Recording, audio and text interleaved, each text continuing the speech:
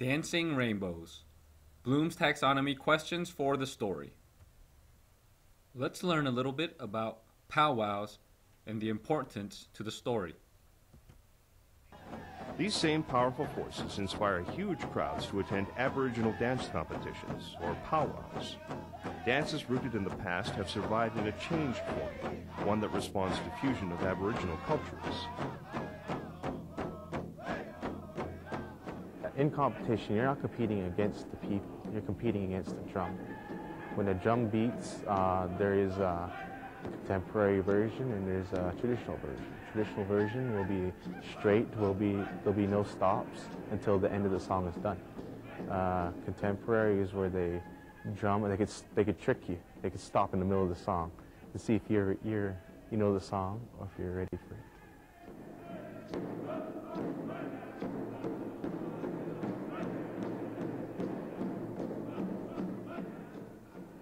When I go low, it's kind of like I'm hunting, and it's kind of like a war dance. And when I do lift my stick up, that's showing that you're empowered.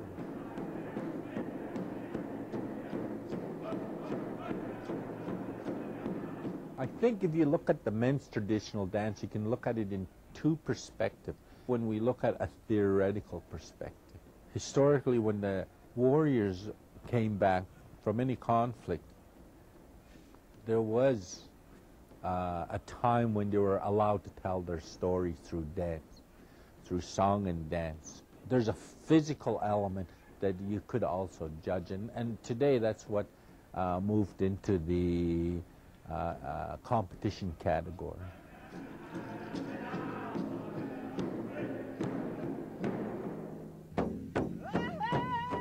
Part of the point of powwow is winning prizes, but money isn't everything. These dance events still contain deeply rooted meanings, spiritual connections to deep traditions. Today's dances originated in oral cultures thriving on the plains less than a century ago, where the knowledge needed for survival was kept in people's bodies, their voices, and their dances, rather than in books. We live in an oral culture, and in an oral culture, song is one way of giving authority. Action, venue, and language, all coming together at one time, can justify a person's existence. Whether you were born or whether you passed away, that's got to be justified. Your name, your birth certificate, even your driver's license. So if you can look at all those justifications and think back to an oral culture, each of those justifications, if you can picture a different dance coming through them, then you have many various different dances. We often get told by our elders, by our grandmothers, aunties, be really careful what you say, be very careful, because as soon as you think it, it's already out in the flux, it's already out in the universe, and you have to take responsibility for it. And so when you are going to do things like song, when you're going to do things like dance, it has an effect on not just you, it has an effect on all these other relational networks that are out there. Involved, there was 5. Question number 1. How can you describe the land where Kurt and Andy live?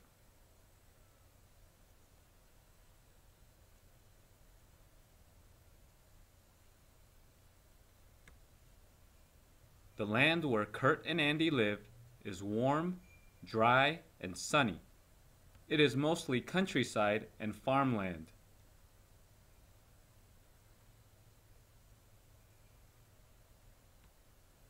Question number 2. What is the reason that the buffalo dance is held?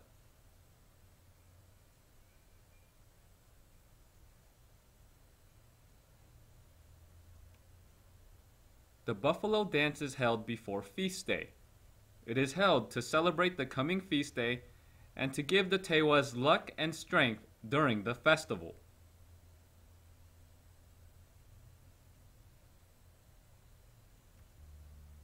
Let's watch a white buffalo dance performed by a Tewa dance troupe.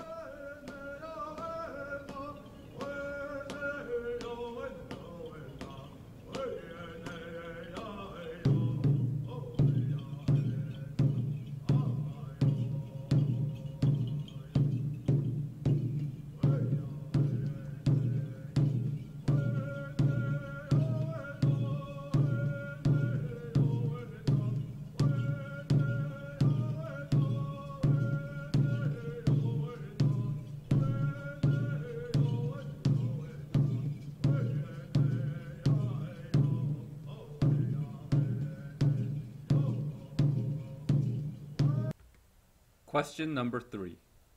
What would you conclude about Kurt sending out good wishes to the crowd watching him dance?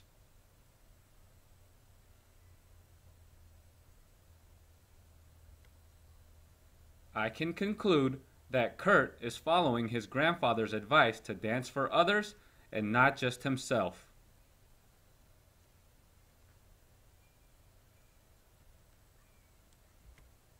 Question 4.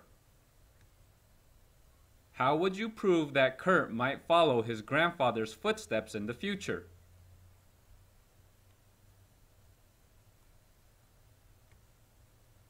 I can prove that Kurt might continue to learn dances and perform them both inside and outside the pueblo. He might also teach young Tewas or even his own children and grandchildren to dance.